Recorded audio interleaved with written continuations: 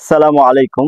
সম্মানিত শিক্ষক মণ্ডলী, আশা করি আপনারা সকলেই অনেক ভালো আছেন, সুন্দর আছেন এবং সুস্থ আছেন। কথায় বলে সময়ে ১ ফোর, অসময়ে ১০ ফোর। এই কথাটি কিন্তু একদম হাড়ে হাড়ে সত্য কথা। আর মাত্র ১ মাস কিন্তু বাজেটের সময় রয়েছে। সামনে জুন মাসে কিন্তু বাজেটটি হতে যাচ্ছে ২০২৪-২৫, অর্থাৎ ২৫ সালের যে বাজেট সেটা কিন্তু হতে যাচ্ছে। তো এইখানে আসলে শিক্ষকদের জন্য বাজেট বরাদ্দের কি অবস্থা সেইটি আজকে আমরা জানার চেষ্টা করব। সরকারি প্রাথমিক বিদ্যালয়ের সহকারী শিক্ষক যারা রয়েছেন তাদের কি অবস্থা, মাধ্যমিক এমপিও শিক্ষকদের কি অবস্থা, সবই আমরা একে একে জানবো। সরকারি প্রাথমিক বিদ্যালয়ের শিক্ষকদের দাবি ছিল সহকারী শিক্ষকদের ১০ম গ্রেড।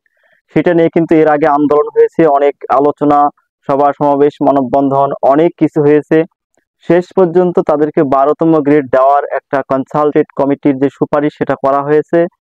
সেটা যে কোথায় থাকলো আর কি অবস্থায় থাকলো, আর কিন্তু কার্যকর কোনো আলোচনা নেই, কোনো নিউজেও নেই। ওই কাগজটা কোথায় যেন আছে, কি অবস্থায় আছে, কোনো ধরনের নতুন কোনো আপডেট কিন্তু পাওয়া যাচ্ছে না। বেসরকারি এমপিওভুক্ত শিক্ষক যারা রয়েছেন তাদের দাবি ছিল 100% উৎসব ভাতা। সেটা কিন্তু অনেক কষ্টে, অনেক টানাহেঁচড়ার মাধ্যমে 50% হয়েছে এবং কর্মচারীদের 75% করা হয়েছে। যদিও আপনারা হাতে পাননি, হয়তো এই ঈদুল আজহাতে আপনারা হাতে পাবেন।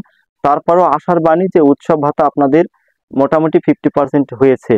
এখন বাড়ি ভাড়ার যে দাবিটা ছিল, সরকার কিন্তু বলেছিল এমপিভুক্ত শিক্ষকদের বাড়ি ভাড়া ১,০০০ টাকা বাড়াতে চাচ্ছে। সেটা কিন্তু ওই পর্যন্তই আলোচনা থেমে আছে। পরবর্তীতে শিক্ষকরা কিন্তু তাদের যে কর্মতৎপরতা, তাদের অভ্যন্তরীণ যোগাযোগ, নানাভাবে কিন্তু যোগাযোগের চেষ্টা করেছেন। কিন্তু সরকার আসলে কি করতে যাচ্ছে বা কি করছে স্পষ্ট কোনো তথ্য কিন্তু আসলে ওইভাবে পাওয়া যাচ্ছে না। অর্থাৎ বাড়ি ভাড়াটা শিক্ষকরা দাবি করেছেন যে পার্সেন্ট আকারে।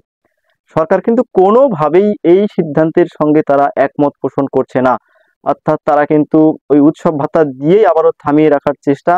এবং যে একদম বাজেট কিন্তু চলে এসেছে সামনে, নতুন কোনো ধরনের কিন্তু ভালো অর্থাৎ সুখবর আমরা যা বোঝাই সেটা কিন্তু এমপিভুক্ত শিক্ষকদের দেওয়ার মতো একদম কিছু নেই। বাজেট বাজেটের মতোই চলছে, কিন্তু শিক্ষকদের জন্য কিন্তু উল্লেখযোগ্য কোনো পরিবর্তন, আপনাদেরকে দেওয়ার মতো কোনো সুখবর আমি কিন্তু পাইনি। যদি পাই সঙ্গে সঙ্গে আপনাদেরকে আমি জানিয়ে দেব। বছরের পর বাজেট বাজেট হয়ে যাবে, এইভাবে চলতেই থাকবে, কিন্তু শিক্ষকদের আসলে আহ কিছুই হবে না। অর্থাৎ শিক্ষকদের সংখ্যা বেশি, শিক্ষা খাতে বাজেট অনেক বেশি লাগে, নানান ধরনের অজুহাত। আসলে কি বলবো, বলার ভাষা আমার জানা নেই। যদি কোনো সুখবর পাই আপনাদেরকে জানিয়ে দেব। সবাই ভালো থাকবেন, ধন্যবাদ।